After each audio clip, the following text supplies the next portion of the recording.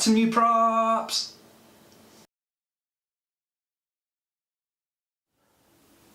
Have myself some new props to try out, so I thought I'd do a quick video on them and then we'll stick them on a quad and give them a fly. So these are the fairly new Rackraft 5045 TCS props.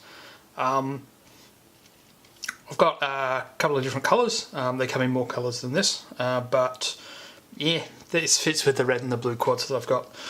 So what we'll do is we'll open the blue ones and have a quick look at them.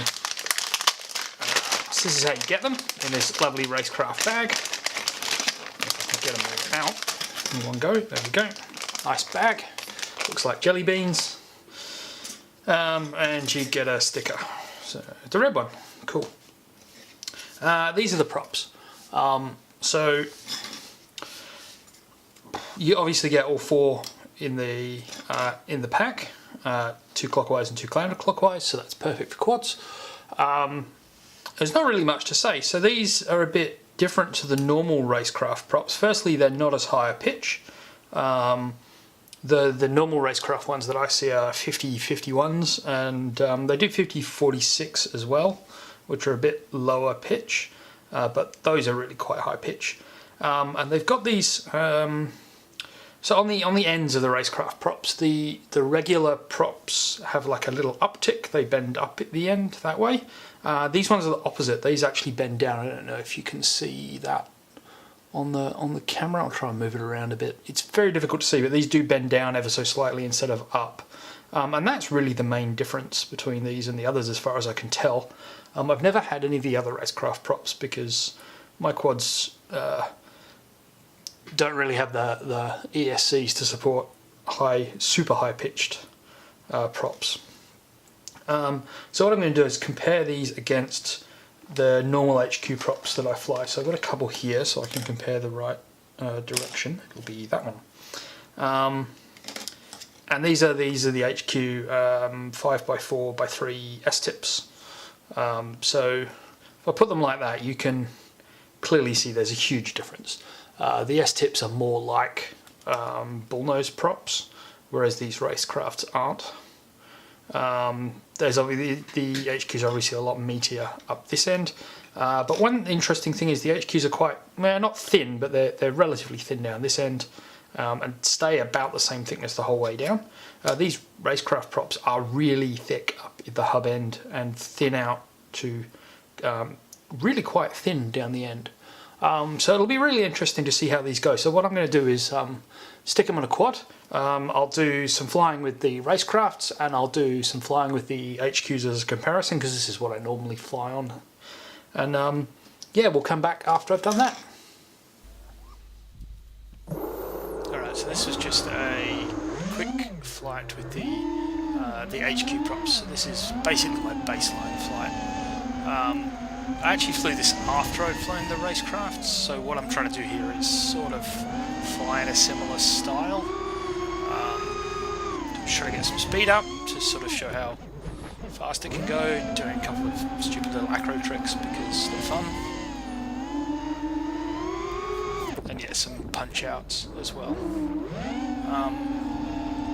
So yeah, this is how the quad normally flies. It's tuned quite well for these props, which is always good. And, I guess we'll just let this sort of fly a little bit.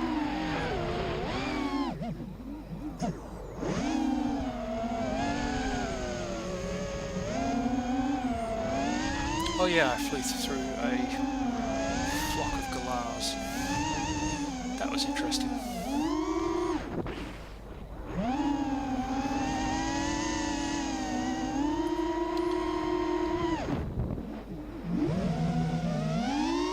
Alright, so this is probably enough of this. You can see how much it punches out. That wasn't a full throttle punch, but it was pretty close. So yeah, so what we'll do now is we'll move over to the Racekraft prop. Okay, this is with the Racekrafts on. I wanted to start it here because I hit the gate. So yeah, that was pretty much I'm not entirely sure what hit. I think just the antenna hit, but I bounced off the gate. Didn't notice a thing. I've had props that would break doing things like that. yeah, so this is just me flying around a little bit.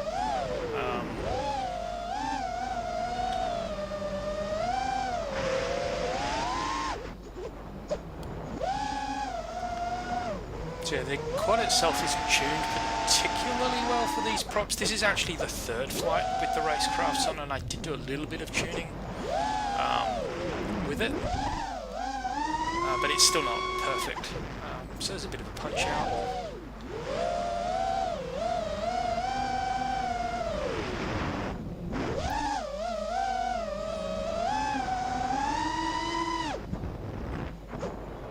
Punch out a little flip. So the one thing I did notice is that these are performing sort of fairly similar to the HQs. I didn't really feel any power loss. I also didn't really feel any power gain, which was interesting. They are a little bit higher pitch than the HQs, but they're also not bullnose. So maybe the two things counter each other. They did fly quite nicely. I quite like the way these things flew. It's another heavy punch out. So one thing I did notice on the punch out as well is that the amp draw wasn't particularly high. I only have it reading out the amp draw, so I didn't actually get the peak draw, but it was around sort of 65, 70 amps, something like that. I imagine the peak amp draw is possibly a little bit higher than that. We're gonna let this go on until the end, even though my flying is not that great. He says pulling off a move like that. Because there was an incident that stopped me flying.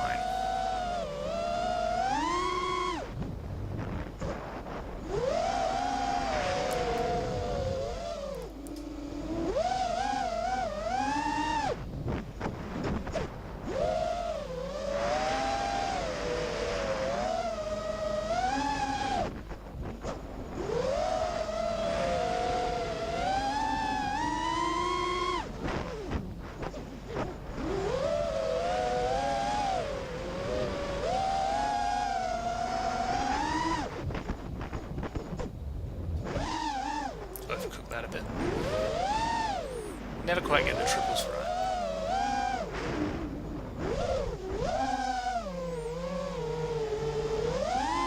Before anybody says anything, I wasn't actually aiming for that second one. I realised afterwards I could have gone through it.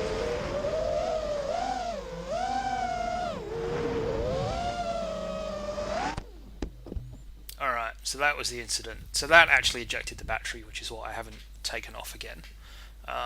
But yeah, it damaged one of the props, so what I'll do now is show that off. Alright, so I had an unintended crash, and this is what I wanted to show. This is the prop on the front left motor, the one that actually hit, and it is the only one that had any damage to it. Pretty much, as you can see, it's in one piece. It survived the crash.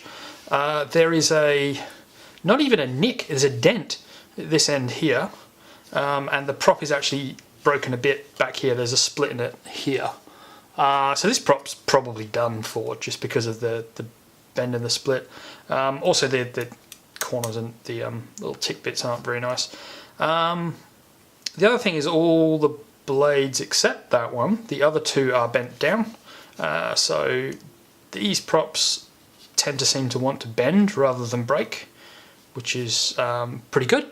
I also hit a gate in the flight, which I probably have put up and possibly talked over. And yeah, so that dent might actually have happened in the gate rather than the final crash. But the final crash was the final crash because that battery was pretty much gone for, and I could have possibly taken off again. They weren't hitting the arms, but the battery had disconnected, so that was a no-go.